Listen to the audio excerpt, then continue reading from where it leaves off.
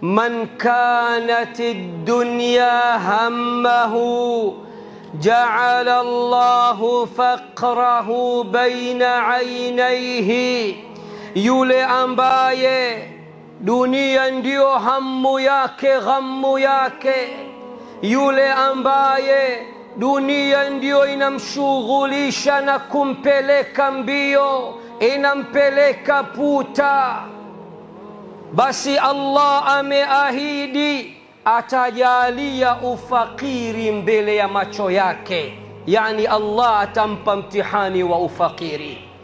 Wafarraqa alayhi shamlah, na Allah ataharibu na kuyavunja mambo yake. Walam yatihi min ad-dunya illa ma quddira lahu, na hatopata katika dunia hii isipokuwa kile ambacho Allah amekwisha mkadiria.